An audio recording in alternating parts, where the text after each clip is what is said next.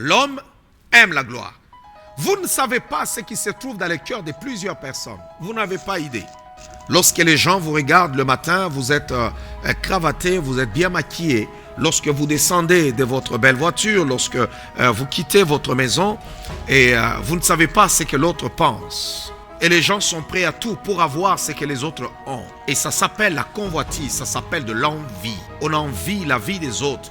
Un désir, là tu vois que c'est fort. La personne est même irritée. Il se dit non, mais là, il faut que je l'ai aussi. Mais cependant, lorsque nous sommes dans le Seigneur nous aide et nous interdit d'aller envier ce qu'il ne nous a pas encore donné. Il y a des gens qui vont influencer notre façon de regarder, de voir le monde, de voir les choses. Mais cependant, nous ne devons pas regarder vers les gens du monde. Parce que tout ce qui est élevé dans le monde est une abomination devant Dieu.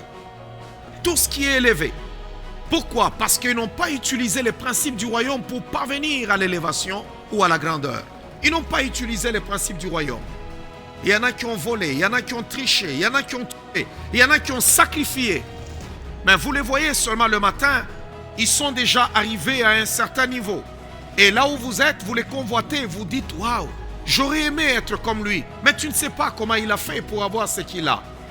Tout ce que vous voyez n'est pas forcément une bénédiction. Tout succès n'a pas forcément le bon fondement. Il y a des gens qui ont beaucoup de choses. Vous allez voir certaines personnes posséder certaines affaires. Mais en réalité, cela ne vient pas de Dieu. Vous voulez posséder les choses de la terre? Servez Dieu. Je vais le répéter.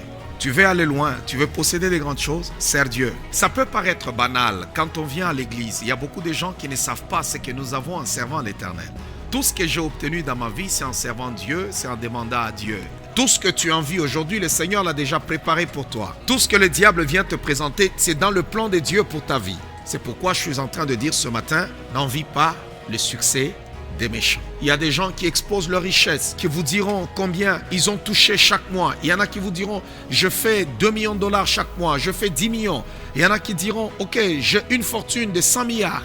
Les autres vous diront ceci, il va étaler ses jets privés. Les autres vont mettre leur belle villa. Et tout ça, ça suscite une soif chez les autres. Il y en a qui se posent la question, qu'a-t-il fait pour avoir toutes ces choses? Qu'a-t-il fait pour avoir toutes ces choses? Il y a des gens qui ont accès à ces personnes-là. Et ces gens-là te diront, non, viens, je vais aussi t'initier, je vais t'aider, je vais te montrer le chemin de comment toi aussi tu peux posséder ces choses. Face à une situation pareille, comment les enfants de Dieu devaient-ils vivre? Ne convoite pas, n'envie pas.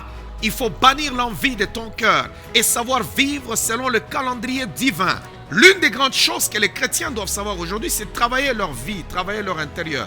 De ne pas se laisser impressionner par ce qui se passe dans le monde aujourd'hui.